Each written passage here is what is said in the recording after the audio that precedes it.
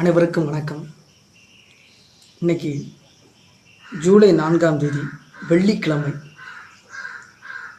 நவீன இத்தாலியை உருவாக்கியவர் கரிபால்டி. கரிபால்டியை பற்றி படித்தேன் அப்படின்னு சொல்லி காமராஜ் அவர் சொல்லியிருப்பார். முன்னாள் முதல்வர்,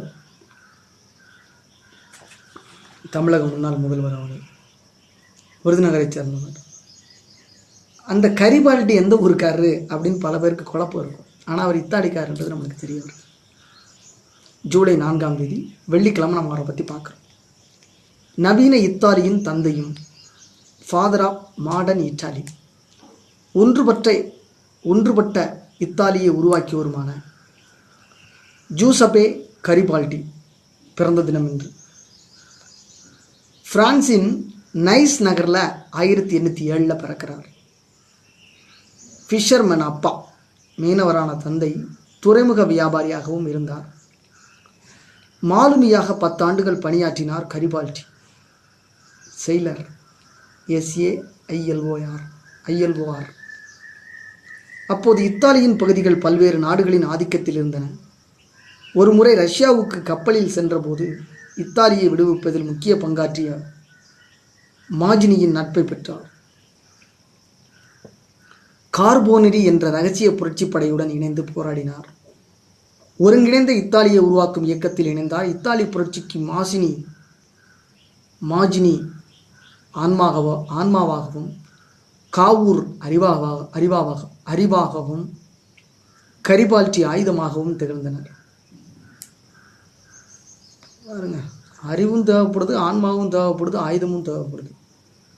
ஆட்சிக்கு எதிராக சதித்திட்டம் தீட்டியதால் பிரான்சுக்கு நாடு கடத்தப்பட்டார். பிறகு துனிசியா, பிரேசில், தென் அமெரிக்காவுக்கு சென்றார். உருகுவே நாட்டில் இத்தாலி படையை நிர்மாணித்தார். பல போராட்டங்கள் மற்றும் சண்டைகளில் பங்கேற்றார். மானுவேல் ரோசஸ் என்ற சர்வாதிகாரியின் ஆட்சிக்கு எதிராக கிளர்ந்து எழுந்த மக்களுக்கு உதவினார். விவசாய தொழிலாளியாக பல ஆண்டுகள் வாழ்க்கையை ஓட்டினார். வெவ்வேறு இடங்களில் இருந்தாலும் தாய்நாடு அடிமைப்பட்டிருப்பது இவரை வேதனையில் ஆழ்த்தியது. மீண்டும் இத்தாலிக்கு 1848 திரும்பியவர் தொடர்ந்து புரட்சி நடவடிக்கைகளில் ஈடுபட்டார். முதல் இத்தாலிய சுதந்திர போரில் இராணுவத்துக்கு தலைமை தாங்கினார். பிரான்சு படை அதிக எண்ணிக்கையில் இருந்ததால் தாக்குப்பிடிக்க முடியாமல் பின்வாங்கினார். நாட்டை விட்டு வெளியேறி நியூயார்க்கு சென்றார். 1854 மீண்டும் இத்தாலிக்கு திரும்பினார். 1859 நடந்த 2வது இத்தாலிய சுதந்திர போரில் மேஜர் ஜெனரலாக நியமிக்கப்பட்டார். 1860 நடந்த சண்டையில் சிறு படையுடன் சென்று நெப்போலியன் படைகளை வென்று சிசிலியை கைப்பற்றினார். இத்தாலியின் நாயகனாக போற்றப்பட்டார். அசாதாரண இராணுவத்திறன், வீரம், முடிவெடுக்கும் ஆற்றல், செயல் திட்டம் அனைத்தும் ஒருங்கே பெற்றவர். வாருங்கள், என் படையில் சேருங்கள், வீரமுரசு முழங்கும் போது வீட்டுக்குள் இருப்போன் கோலை, ஒன்று வெல்வோம் அல்லது வீழ்வோம் என்ற இவரது வீர முழக்கம் இத்தாலிய இளைஞர்களை வீதிகளில் திரண்டு போராட வைத்தது. இவரது இளம் இத்தாலி இயக்கம் இளைஞர்களை பெரிதும் கவர்ந்தது.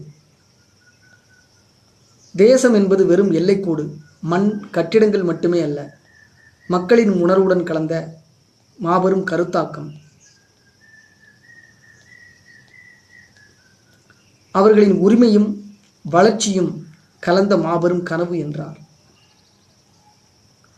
இத்தாலியில் இவர் உருவாக்கிய தொண்டர் படையின் புகழ் உலகம் முழுவதும் பரவியது. இவரது தலைமையில் ஆஸ்திரியா, பெர்ஷி, கோமா ஆகிய பல இடங்கள் கைப்பற்றப்பட்டன. இத்தாலி மக்களின் வாழ்க்கை உரிமைக்காக போராடியவர் ஒருபோதும் பதவிக்காக போராடியதில்லை.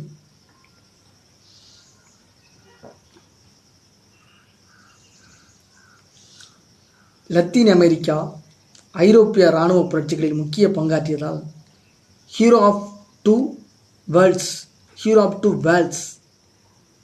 என்று போற்றப்பட்டார்.